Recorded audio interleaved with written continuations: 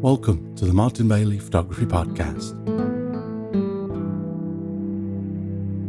It's October 31, 2024, and this is episode 842. Things have been pretty crazy since I moved to the Gunma Prefecture, so I'm not producing podcasts as often as I'd like.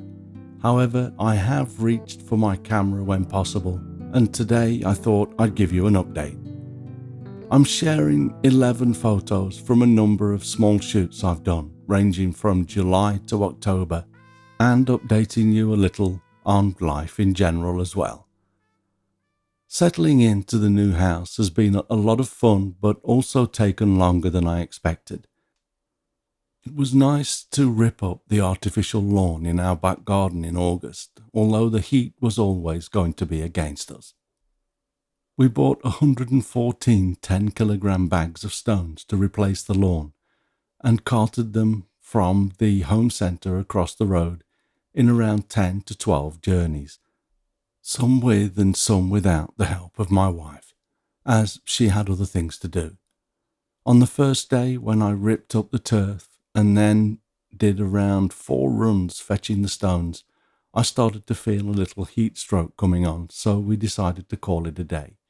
But the following morning, with lots of help from my wife, we got the back garden finished, with some nice rustic stepping stones among the small, mostly white stones, making our somewhat Japanese-themed garden.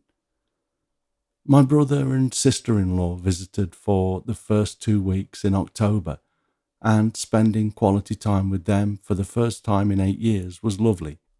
It started to cool down nicely during their visit as October set in. We took the opportunity to plant a Japanese maple tree in our back garden that will go red in autumn. Still, its leaves have been scorched at the garden centre, so I'm not sure we'll see much good quality red this year.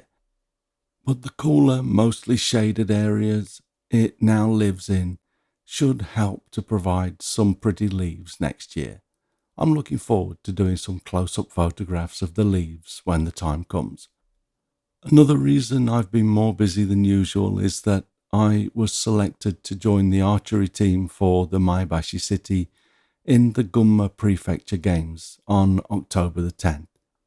So I've been trying to improve my game in the hope of not shooting an embarrassingly low score and holding the Maebashi team back. Anyway, the first photograph I wanted to share with you is from July, when we visited Mount Akagi, an andesite stratovolcano mountain that we see to the north of our new home every day when we open the curtains. This isn't the mountain itself, but rather the foothills and sea of clouds that we saw from a place that we stopped during our visit. I've obviously converted this to black and white and enhanced the contrast, but it was a nice surprise to see the sea of clouds on our first visit to the mountain, the presence of which played a significant part in our decision to move to this area. In August, we visited a friend in Sendai who had lost her husband, another friend of ours, in June. We've been friends with this couple since before they got married, and they visited us in England on their honeymoon during our brief stay there between 1997 and 2000. It was a massive shock for us to learn that he'd passed away, but I can't imagine how difficult it's been for the family that he left behind. If you watched to the end of the video I released in September sharing my new studio, you'll have noticed that I dedicated the first third of my rendition of Debussy's Clair de Lune to him, and the story behind that had me in tears when we pieced everything together. I have loved that piece for many years, but decided it was time to learn how to play it one day in June. At the time, there was no more reason for me to start my new musical endeavour other than a love of the piece. When we talked to our friend's daughter during our visit, we heard that they'd played Clair de Lune at our friend's funeral, as he'd requested, shortly before he passed away. At the same time, I felt an impulse to learn how to play that very same piece. I can't help but think that he'd swung by my studio on his way out of this world to give me a prod. So as I continue to learn more of Clair de Lune, I keep on dedicating each wonderfully composed note to my friend, who I will dearly miss. It also turns out that their daughter is a keen photographer, so during our stay, we drove out to Matsushima, a town on the coast close to Sendai, and I shared some long exposure techniques with her, which she seemed to enjoy. This is one of the photos that we shot together, showing a line of distant islands off the coast and some bamboo sticks pointing out of the sea. It was a 60-second exposure to capture the moving clouds and smooth over the sea's surface. Here also is a close-up of the bamboo pole that you see in the left bottom corner of the previous shot. This was a 2-minute exposure though, as I didn't have to keep the highlights in the sky under control for this second shot. Otherwise, the settings for both images were the same at ISO 100 and an aperture of f14. After that, the next time I was able to shoot some images was during a visit to Nikko, which is now just an hour's drive through the mountains that we saw in the first photo today. And I captured some details in one of the many beautiful shrines and temples there. For this image, I've added a vignette to darken the corners and used an elongated circular mask to throw a little bit more light onto the white dragon gargoyles, which I found the most appealing, although the detail across the entire structure is spectacular. While there, we drove up the mountain to see the Kegon Falls, which I've photographed in the same way several times. But I decided to share these photos again in case it's new to anyone.